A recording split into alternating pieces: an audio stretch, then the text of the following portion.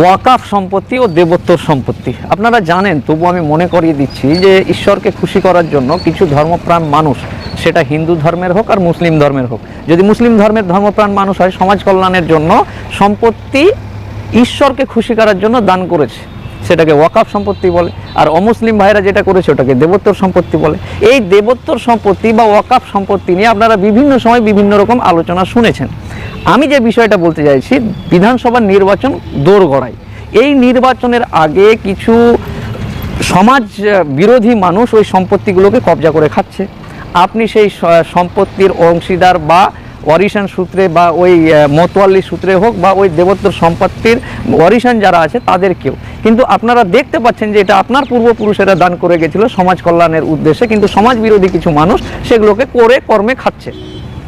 অনেক কিছু দেখার পর থানায় কমপ্লেন করেছেন, ওয়াকাফ বোর্ডকে জানিয়েছেন, আরও যে সমস্ত ব্যবস্থাগুলো আছে সে সমস্ত জায়গায় করেছেন, করে হাঁপিয়ে বাড়িতে বসে গেছেন। আমি অনুরোধ করব, সামনে যে বিধানসভা আসছে সেই বিধানসভা নির্বাচনে রাজ্যের ভবিষ্যৎ কার হাতে যাবে এটা আমার এবং আপনার কারোই জানা নেই। জনসাধারণ যে রায় দিবে সেই রায়ের ভিত্তিতে সরকার গঠন হবে। সরকার গঠন হওয়ার পরেই কিন্তু এই সম্পত্তি সমস্ত রাজনৈতিক দলের বা সরকারের নজর থাকে সেই সম্পত্তির গুলোর উপর। তো আমি অনুরোধ করব যে ধৈর্য না হারিয়ে, যদি কোনো মানুষ আপনারা জানেন যে আপনার পিতা, পূর্বপুরুষ বা দাদুরা সেই সম্পত্তিগুলো সমাজ কল্যাণের উদ্দেশ্যে দান করে গেছে, কিন্তু সেগুলো কিছু সমাজ বিরোধীর হাতে আছে, যোগাযোগ করুন অতি সত্বর সেই সমস্ত দফতরগুলোতে গিয়ে প্রয়োজন হলে যা যা করণীয় স্টেপ গ্রহণ করার প্রয়োজন আছে গ্রহণ করুন।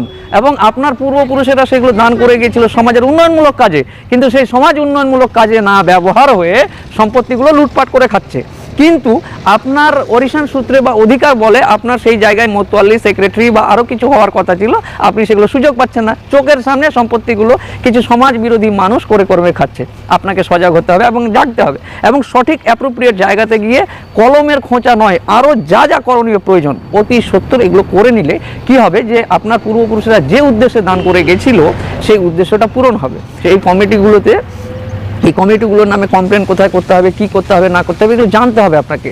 জেনে বুঝে থানায়, এসডিওতে, বিএলআরওতে, বিডিওতে যা যা করণীয় প্রয়োজন সমস্ত চিঠিগুলোকে নিন।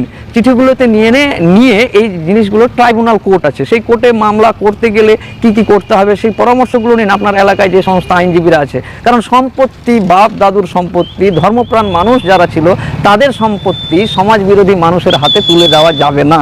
তাই আমি একজন আপনাদের বন্ধু হিসাবে অনুরোধ করব, ওয়াকাফ সম্পত্তি হোক বা দেবোত্তর সম্পত্তি, অতি সত্বর যোগাযোগ করে যারা এই সমস্ত কাজ বা ভোগ করার চেষ্টা করছে সেই ভোগ বিলাসকে ছাড়িয়ে দিয়ে, শুধু ভোগ বিলাস না, প্রয়োজন হলে তার যত রকম যা আছে ছাড়িয়ে দিয়ে নিজেদের মধ্যে এবং নিজে তদারকি করে সেই সম্পত্তিগুলোর খোঁজ খবর নিয়ে মানুষের যেন কাজে লাগে, সমাজের যেন কাজে লাগে, দেশের যেন কাজে লাগে, রাজ্যের মানুষের যেন কাজে লাগে, এই জিনিসটা আপনাকেই দায়িত্ব নিতে হবে। যেহেতু আপনার পূর্বপুরুষ এটা দান করে গেছিল, তাই আপনাকেই দায়িত্ব নিতে হবে। কোনো গাফিলতি এতে চলবে না এবং কোনো অজুহাত দিয়ে বসে থাকবে না যে এই করলো না, আমি অমুককে বলেছিলাম, এমএলএকে বলেছিলাম, মন্ত্রীকে বলেছিলাম, থানায় জানিয়েছিলাম না।